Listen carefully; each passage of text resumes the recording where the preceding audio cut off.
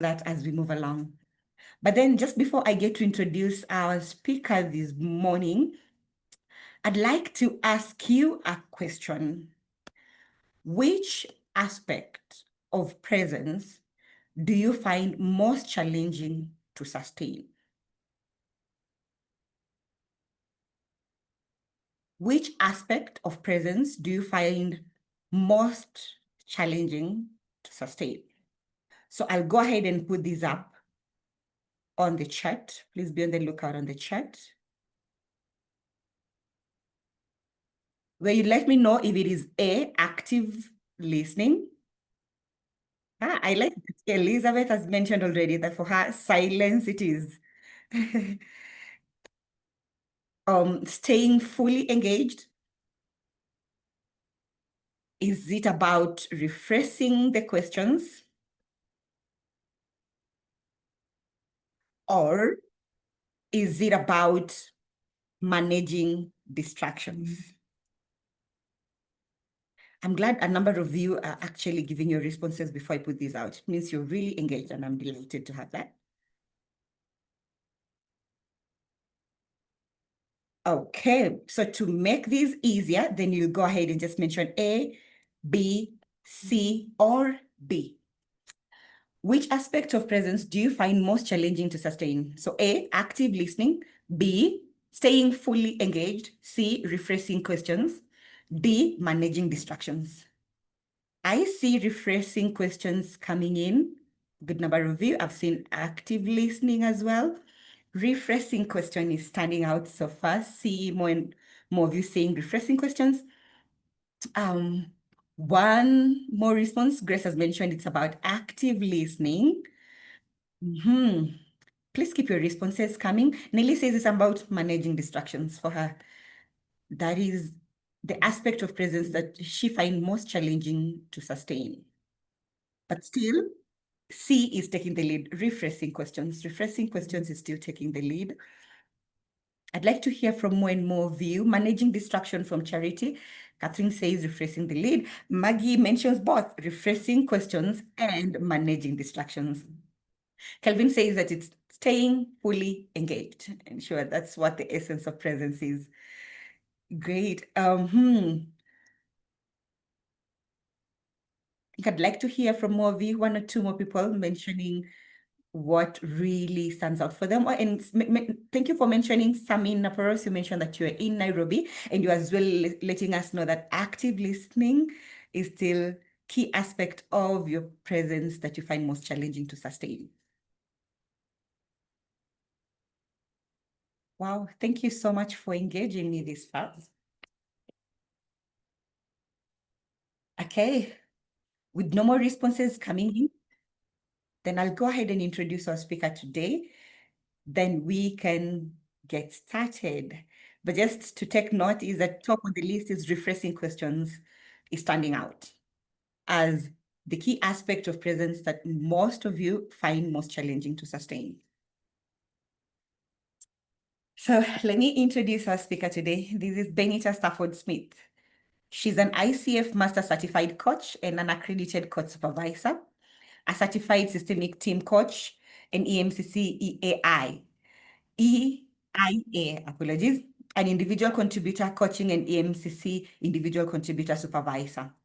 And she's a certified culture coach. Overall, Benita has proudly coached over 6,000 hours with hundreds of clients spread across 3 continents. So she has been providing supervision to individuals and team coaches since 2016, often virtually and through a translator. So currently, Benita manages the coaching practice or for an HR consultancy, where leading organizations and executive teams trust Benita's expertise to enable them to get clarity on the results they want to achieve and how to accomplish them. So Benita and her team of coaches are helping organizations to create coaching cultures and experience the benefits of putting people at the center of their strategy and performance. So Benita is the author of 2 published books, co-author of another 2, a frequent blogger, and has articles published in traditional media outlets. And goes by these quotes: know all the theories, master all the techniques, but as you touch a human soul, be just that, another human soul. You are welcome, Benita. Thank you so much for joining us. Just take it away. Thank you. You're welcome. Okay, I'm going to share my screen first.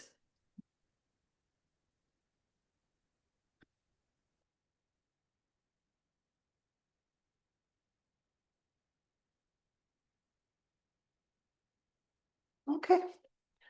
Are we all good? Can you see my screen and see me? Yes, excellent. So welcome everyone. It's a delight to be here with you today to speak about what I think is really, really important, which is your coaching presence. And I hear that most of you on the call are certified coaches.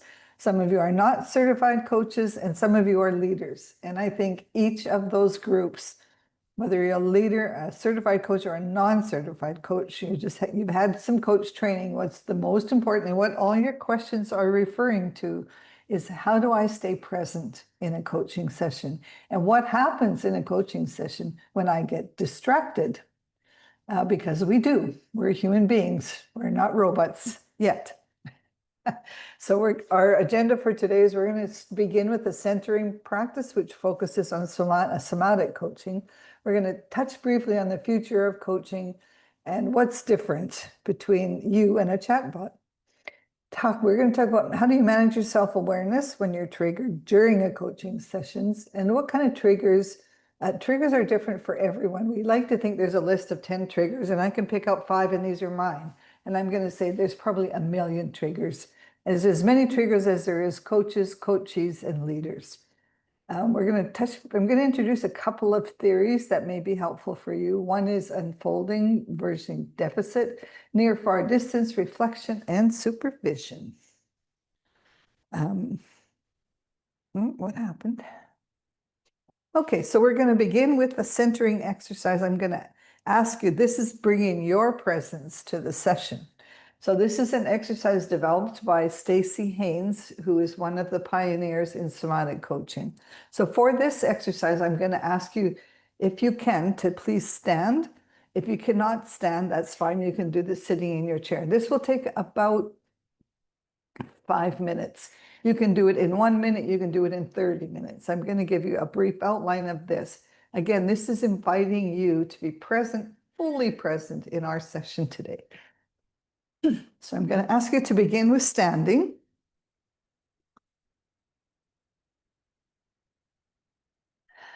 And as you're standing, I'm going to ask you to feel your feet totally grounded on the floor or the ground, wherever you are. And to think about something that's really important to you. You don't have to share it. Just think about something that's really important to you. So with your feet grounded, and now I want you to think about standing really tall, like there's a center that's going up to the sky. So you're grounded in the floor and you're connected to above. So this is your place of authenticity. This is your place of value. You're standing strong in groundedness and connected to above. So this is your place of being authentic. I want you to think of that. This is a vertical line. Just stand in that for a minute. This is your place of integrity and authenticity.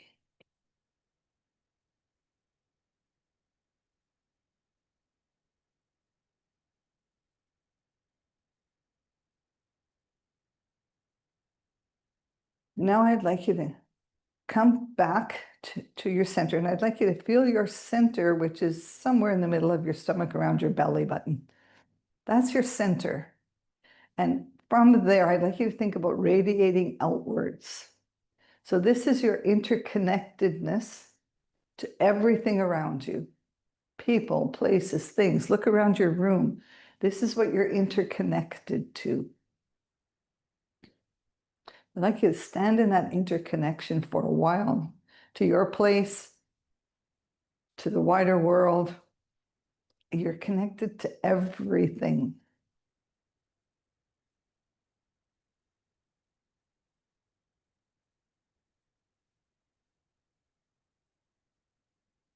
So as we're standing firmly planted in our integrity and our authenticity, we're also connected to everything around us in this room and beyond. So everything you're connected to, I'd like to think about broadening out your hips, broadening out your shoulders. Just think about expanding your width to be interconnected to everything.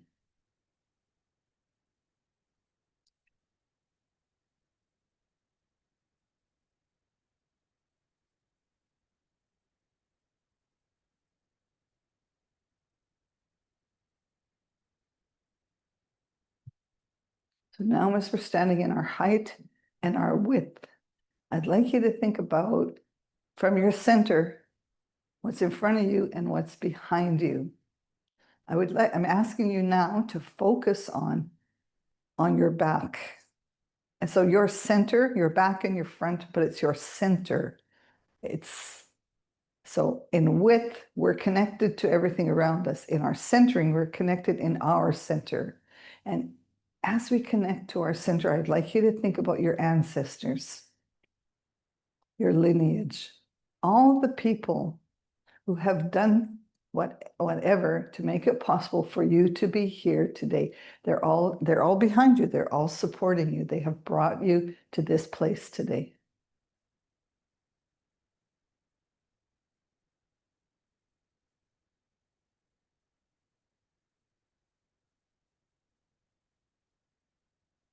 So as we stand in this place of centering, our height, how we stand tall and proud, is based on our integrity and our authenticity. Our width is based on our interconnection to everything around us. And our center is our back, is everything that supported us to get us here so far as we look forward.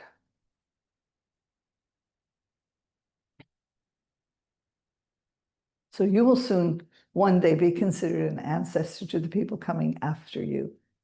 You'll give them the gifts of your life. Many people have given you the gifts of their life to get here.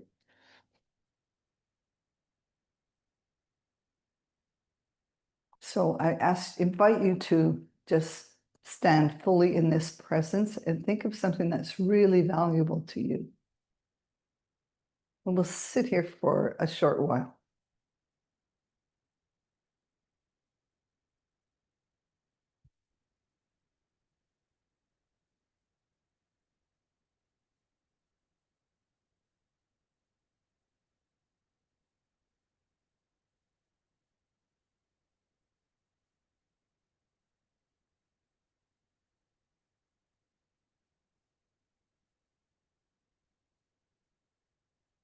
Okay, I'm going to ask you to bring your presence back to the webinar.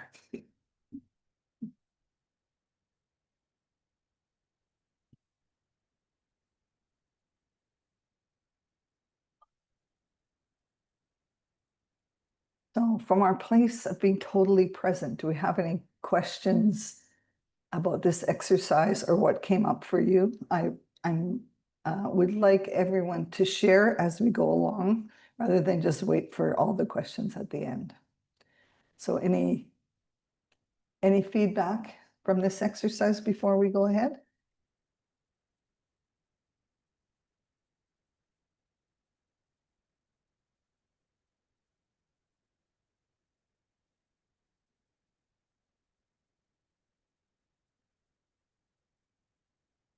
Okay, I'm not hearing anything, so I'm assuming you're back with us.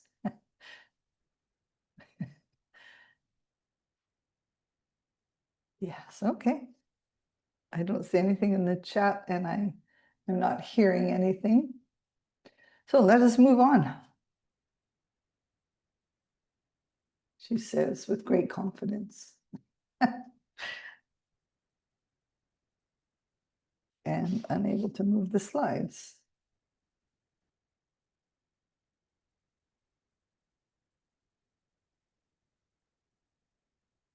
Benson, can you help me here? Oh, there we go. Okay, we're good.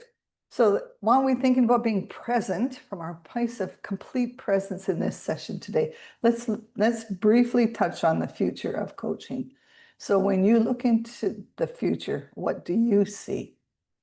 And I've noticed previously there's a lot of questions about AI.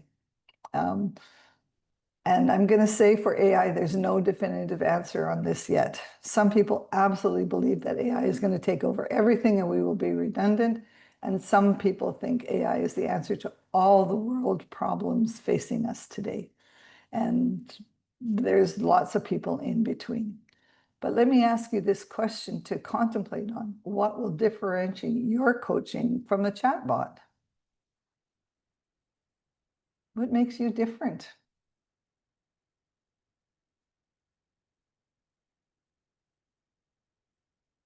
Any thoughts?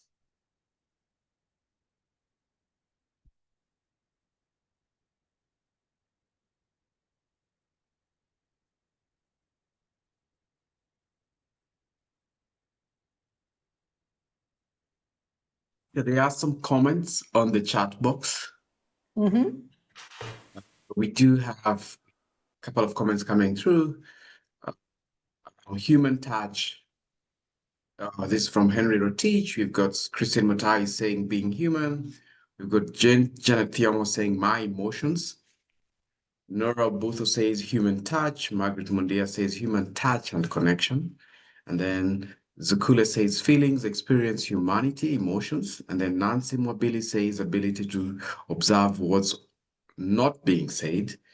Janet Yomo says, and my ability to read the person, coaching. Terry Njoroge says, human emotions like empathy. Nancy Butama says, the experience, referring to the early experience of the exercise we went through, says it felt very grounding. And then Charity Oshira says, humanity. I'll pause there. I think those are the comments I've been able to pick out. Great, thank you. Thank you, Maurice. So thank you all for those comments. Yes, what's differentiating us at the present is we're human and we're not robots, we're not machines. So to accentuate that difference is, I think, your coaching presence, which is what you're all talking about. It's our emotions, it's our ability to observe, it's our ability to be human and feel, it's our ability to connect to something sometimes larger than ourselves and our client that's going on in the room. So thank you for all of that. And again, there's no definitive answer. Some people absolutely think AI will be able to do that in the future. Some people think it will never be possible, and it doesn't matter. So there's we're in what I call a swirl. There's lots of answers, and we don't have a definitive answer yet. But I love what you all have said. Thank you for sharing that, because I absolutely believe what's going to make our difference is our humanness. So when I think about our humanness, what I'd like to explore today with your presence is getting into yourself, the client, and the work you do together. So we're not just looking at you. We want to look at a holistic perspective. There's you, there's the client, and then there's whatever else is entering into that room. Your client also brings their client sometimes into the room. They're wondering, oh, what do I say? What do I say when the client just talks on and on and on and on? They're talking about their client. What I'd like you to focus on today is what happens to you when when the coach talks about their client in that way. So we're bringing everything into this conversation, not just you as a coach. So as a coach, what do you care about?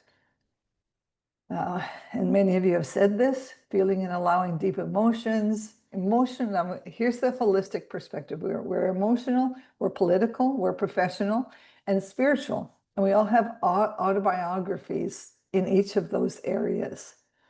We're not just emotions. We tend to differentiate that, but we're way more than emotions. Emotions are a part of our makeup. And so what I'd like to explore today is this embodied understanding of the stories. What's my spiritual autobiography? What's my political autobiography? What's my professional? What's my emotional autobiography? And how do they all work together in a coaching session? Often these are the things that are our triggers. A client will say something, And because of our autobiography, it will trigger something in us. So we want to become aware of and gain mastery over these conditioned tendencies. So to do that, we have to access our authenticity, our yearning. What do we really desire? And our declarations. What do we stand for? So when we think about what do you care about, once you define those things for yourself, you will be less triggered by things that happen in the session or that your client brings about their client. So the first thing we want to look at is self-awareness. Is there anything in the chat, or is there anything, before I go further on this, is there anything in the chat that needs to be answered? No, we are good. We can proceed. Okay. Okay, thank you. And again, participants, feel free to ask questions anytime. Just interrupt. You can unmute yourself, I believe, and we can have a little chat about it. So one of the important things about your coaching presence is how aware are you of your presence? So how do you gain the perspective to manage your presence during a session? So notice lots of people's questions were around active listening. Well, if you're not listening to your client, where are you? You're not in this session. You're someplace else. You're figuring out your grocery list, or you're figuring out your to-do list for the upcoming week. You're not present. So how do we stay self-aware when those things happen and we go off center and we hear their words, but we've left the session. So we want to be able to look at, I call this the balcony view. This is a bench, and I'm sitting on this bench looking out into what's happening. That's the self-awareness piece that is really important in managing your coaching presence. Now here's a little exercise for you to try again.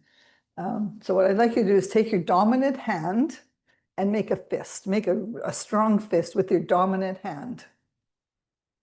Everybody got their fist?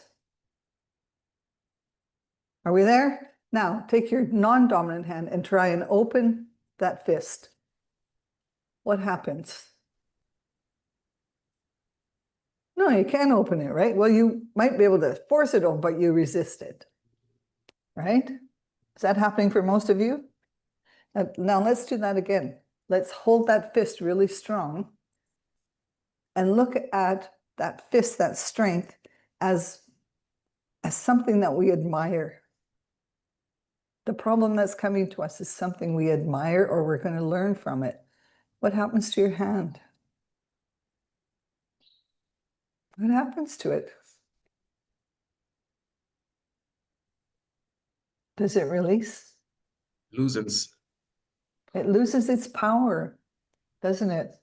When we accept it, and I'm going to use the word love. That's one of my favorite words.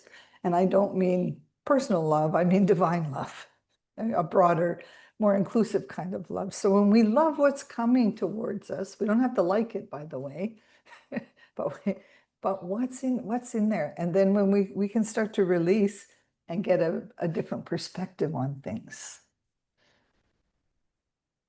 So, and I'm going to introduce a theory, and this is from Steve Marsh. He ran a course called Unfolding Change, and I thought this thought was absolutely beautiful. So he says, you are already a whole human being.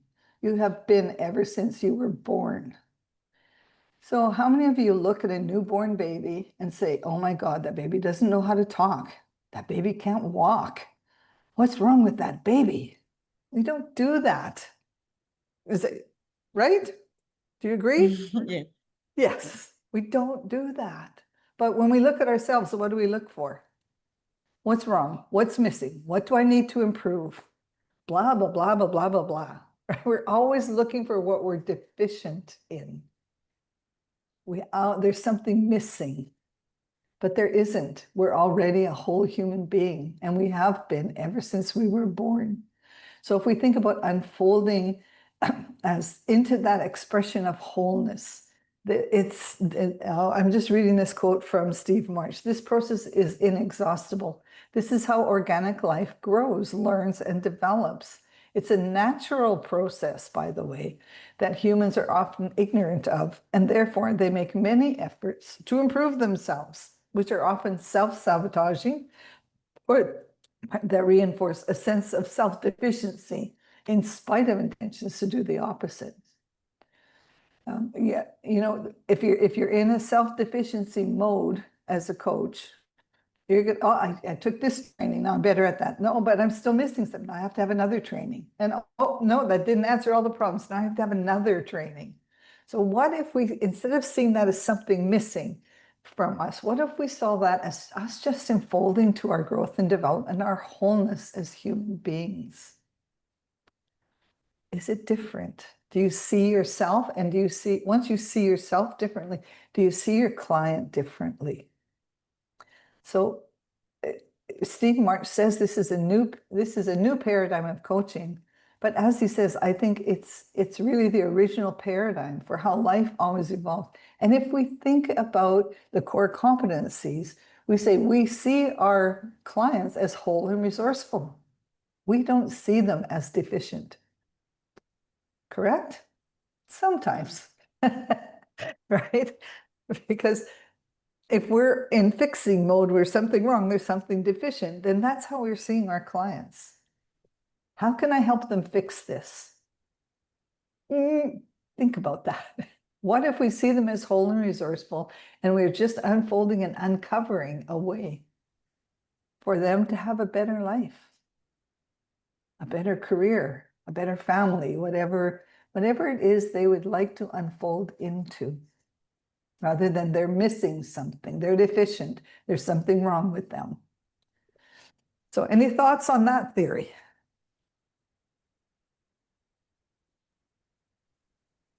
There's a comment from Nora Buto says she appreciates this perspective on self-awareness. Yeah, so that's what I see on the chat. Okay, thank you. Thank you, Sarah. Okay, so our stories. What's happening within us? This is our coaching presence. What's happening inside me when I'm before a client session, during a client session, after a client session. It isn't just during the session, it's all times, but we get especially triggered during the session. So let's look at our stories and our clients' stories. There's two ways. When I say stories, I mean, what is your client bringing to a session? That might be their story. How you react to it is your story. So a story isn't something that's made up. It's the verbal acknowledgement of what's happening is a story. So there's two ways to look at stories. The stories are far distance and near distance, or they're general knowledge and local knowledge is another way to phrase that. But if we're focusing on far distance, what happens is your client comes to you and says, well, you know what my client said to me, blah, blah, blah. And, you know, I just, and then he said this, and then she did that, and blah, blah. And we go through all the details of the story. But notice your client doesn't talk about themselves and how they reacted to it. It's like, how dare that person say that to me? But they don't talk about what it was like when that person said that to them. That's what I call near distance. It's tuning into the rest of the story. And we need both. I feel like I need to explain this more. So I'm talking about what my need is right now in this session, because I think this is so important when we talk about our stories. And this might be in a client session. Your client might say something that pops up a story from the past. So my father always did that to me. My mother always did that to me. My sister always did that to me. You know, I had a boss that was like that one time. Blah, blah, blah, blah. And you know, my friend did this back to me when I was 16 years old. And that's our story. It's what's happening in our present.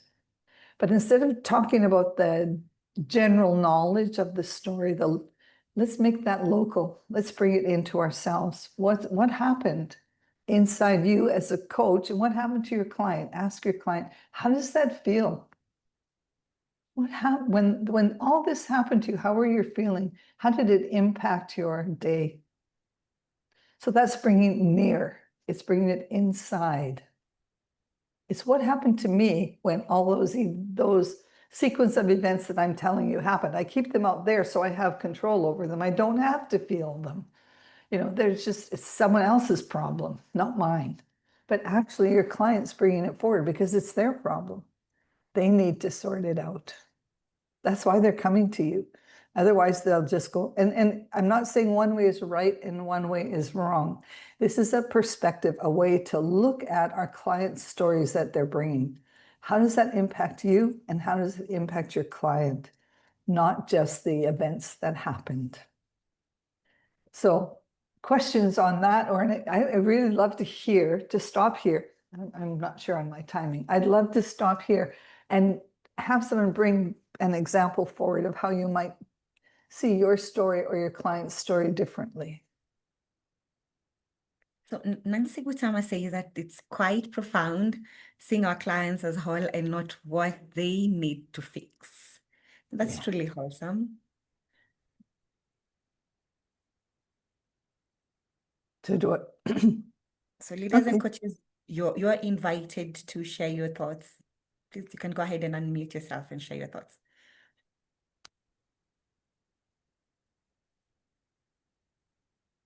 Even more than sharing your thoughts, I would be delighted. And you don't have to, if you don't feel comfortable, don't do this. It's fine.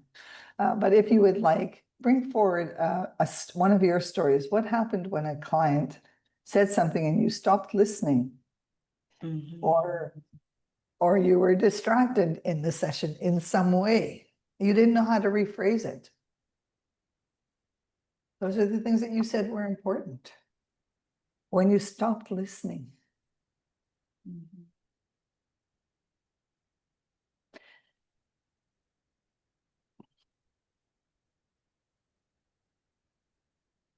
You're such a quiet group. You're scaring me. Oh, Just so yeah, you know.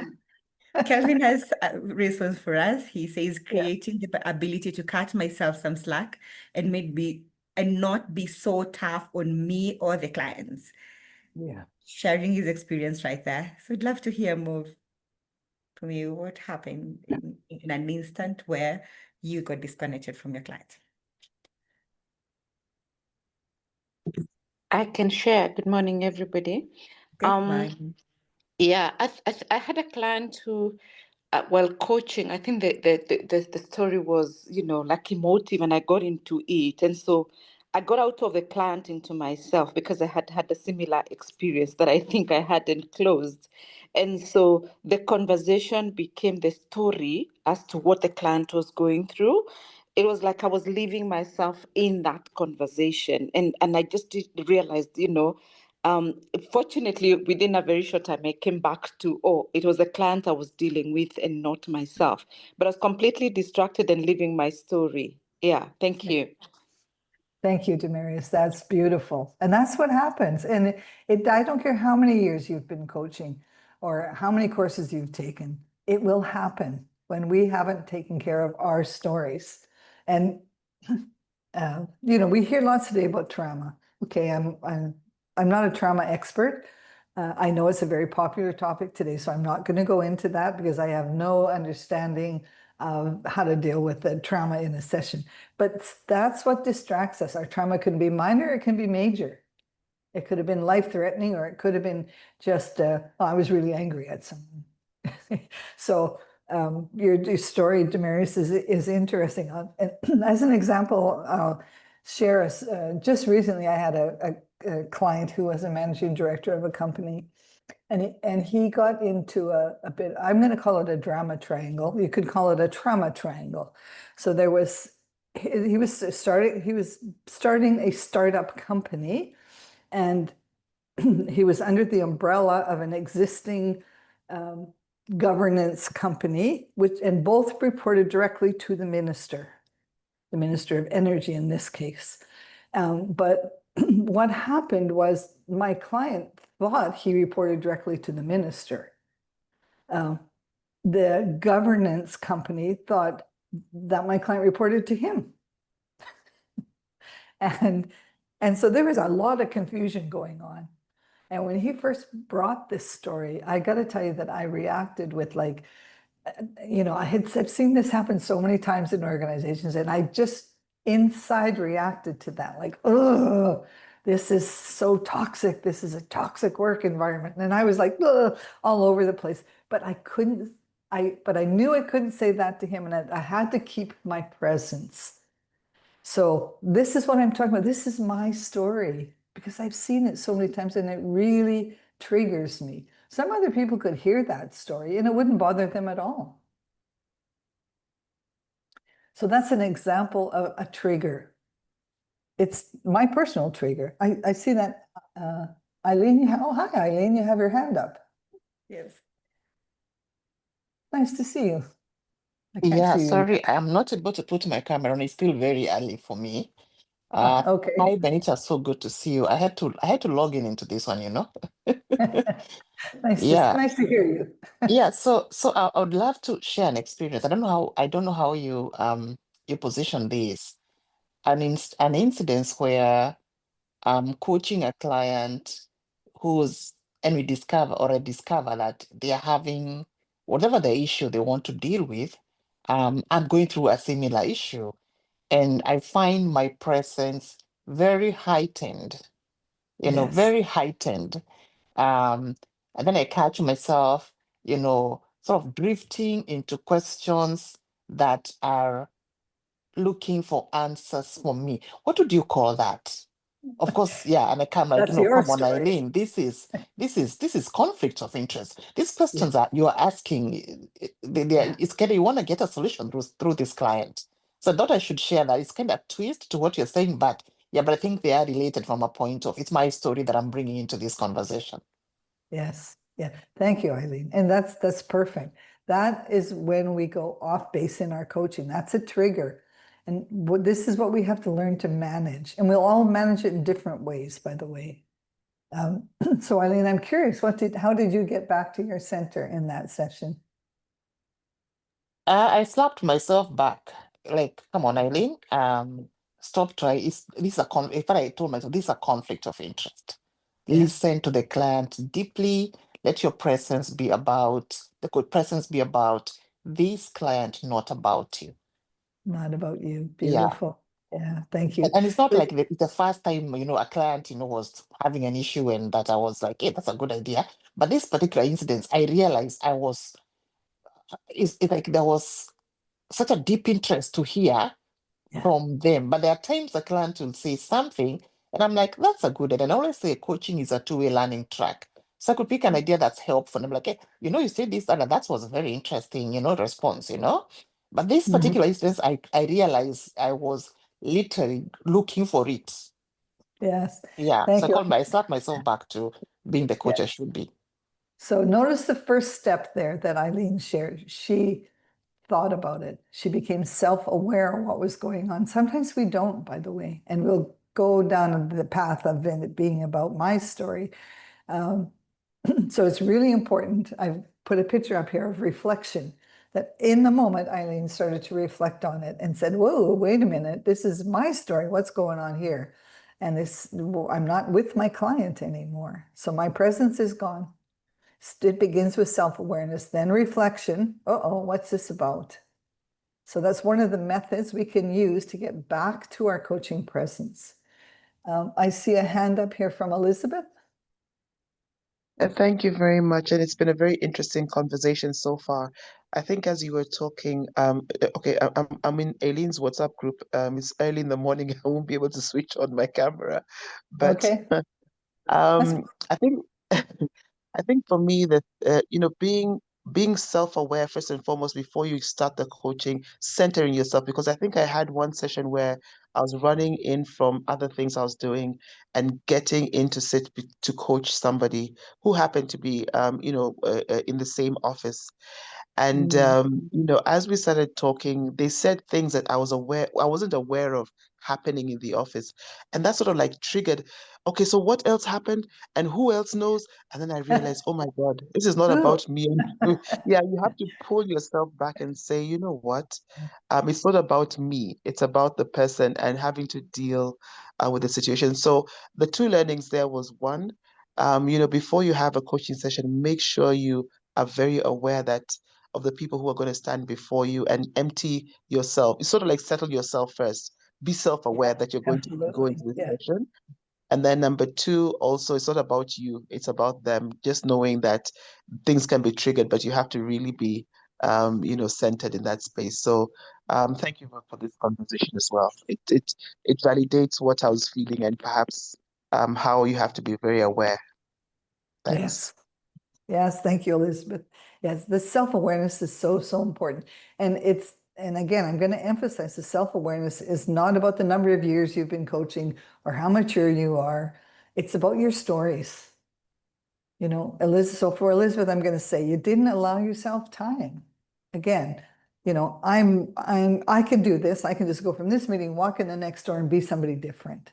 But why would you put that pressure on yourself?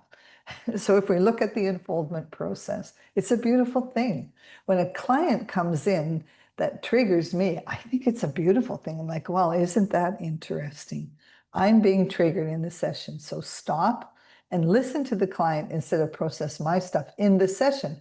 I can always take it out afterwards. I can take it out and reflect on it. Look through the little ball there and say, what happened there? That's one of the things I can do. I can reflect in the moment, but I would also encourage you, as Elizabeth said, to reflect before you begin. Reflect during the session if you're able to get out of your story, and then reflect after the session. What just happened there? And now what am I going to do with it? So it's not just reflection, it's also taking action on it.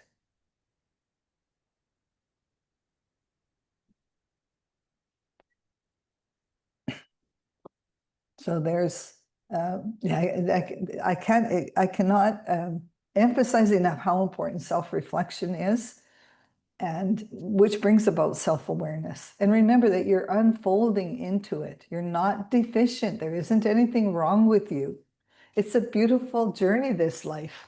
Whether we're coaching or walking down the sidewalk, you're on a journey. And so unfolding into that journey, I'm already whole and resourceful. My clients are whole and resourceful. So now what just happened? It's fascinating. If we look at it as fascinating instead of, oh my God, I couldn't listen to that client. Oh, I didn't know what to do. So what? So you didn't know what to do, right? The world isn't going to end. It's an invitation for you to reflect on, I could unfold in this way. Okay, here's another method. It's called coaching supervision. I don't know if many of you are aware of this, but in coaching supervision, we're not looking at I'm speaking as a coach supervisor now, in case you're wondering where she went. I'm speaking as a coach supervisor. So in coaching supervision, what we look at, we say is who you are is how you coach. And again, I think that's a beautiful thing. We are each unique and whole and resourceful. But who I am impacts how I coach. So one of the ways that you can, and this is another tool you could use, is coaching supervision, and that's in a group or an individual, and talking about what just happened there to me. So it's another way I've reflected on it. Now I need to process it in some way. So I'll use an example. So when I got triggered with this client who I thought was in my, absolutely correct assumption, he was in a triangle. So no doubt about that in my mind. So I took that to my individual supervision. I deliver, and I'm part of individual supervision and group supervision. So I took it to a supervision session.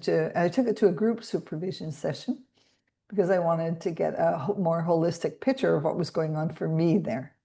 Not what was wrong with me, not what was wrong with my client, but what was happening there for me? Why am I getting triggered by this drama, what I consider to be, and why is it a drama triangle? Like, where do I get off being the sole provider of that solution?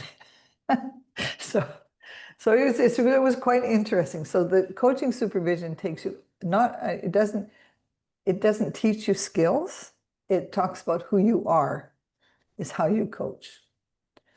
So, Sharon, I'm just going to check in with you where we're at with time-wise. Actually, we had set up till 8:30 Kenyan time, which is 9:30 Oman time. So we're a little bit over time at this point. But we do have a raised hand. Any Dotieno has raised hands. I think we could hear from them before we finish up.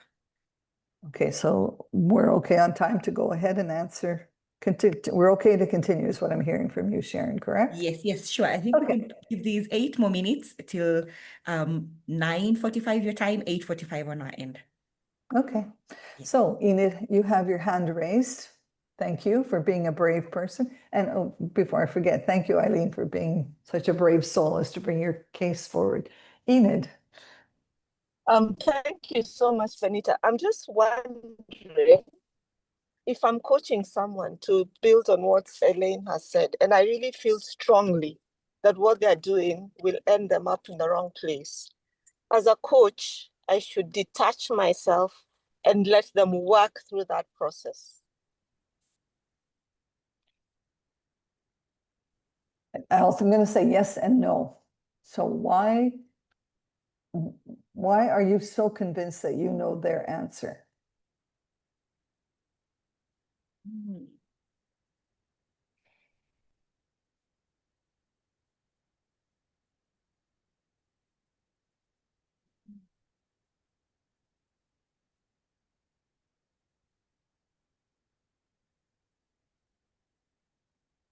Enid, why do you know their answer? What makes you the know all be all for your client?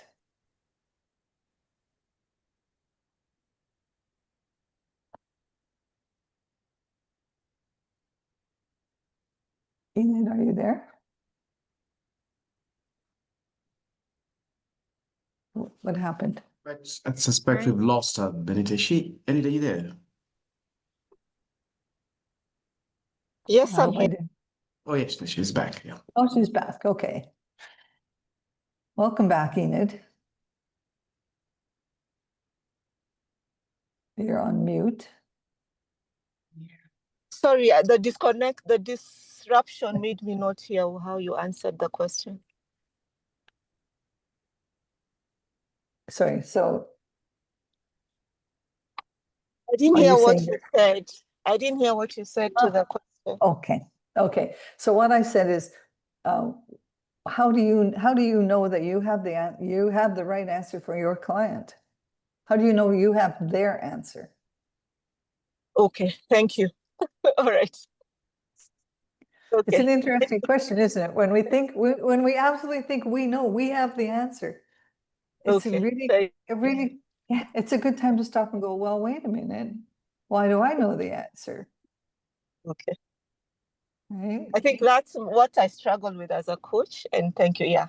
So I really need to go through that self-awareness process and realize, yes, yeah, your answer might not necessarily be the right answer for them. And yeah, just get yourself out of your head. And thank you, Benita. Thank you, Eileen.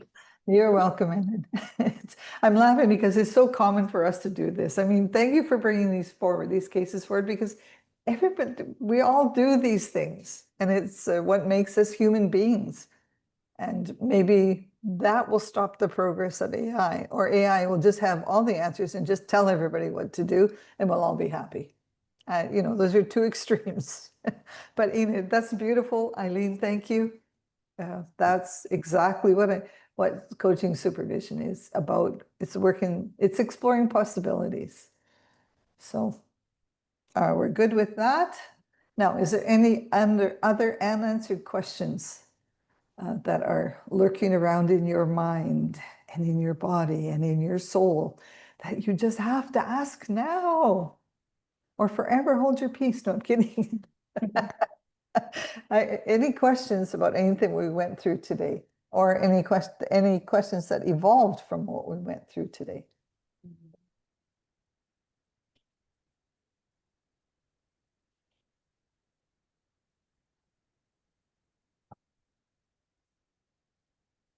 So I'm not hearing anybody jumping in here. You're such a quiet group.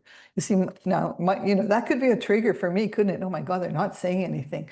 It means I'm not, or I could just say, isn't that interesting that no one's willing to speak today? It's fine. It doesn't matter. It doesn't make anybody right and anybody wrong. It just is. So, okay, it's all good.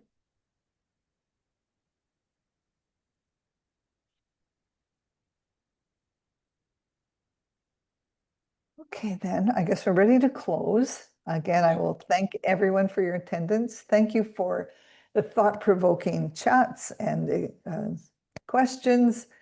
And I hope that I wish you much joy from your coaching and much joy from your leading, because I think every coach is a leader. And I hope my hope someday is that every leader will be a coach. Yes. That might be a bit asking a bit much, but I can hope it. So thank you for your attention, and I'm ready to sign off for today. Okay, let me also just share a word or two from the people who are responding on the chat. Grace Omenga says that this was an amazing session. And Tiana says, thank you so much. A lot of process and think about. Grace Omenga also has mentioned again that I have an evolving as from today. So this is the genesis of many newness, I believe, for many of them. Jyoti Patel say thank you for the good session. And so as we wrap up today, I believe I'll be speaking for the coaches on the call, Benita, that the silence is coming from a place of deep listening into the newness and the freshness and the wealth of knowledge that you've shared with us today, the fully present. And Charity Ashira also says, great session. Thank you. All right. Thank you, everybody. And from my heart to your heart, have a fabulous day. Awesome. Bye-bye. Bye. Thank you. Good session.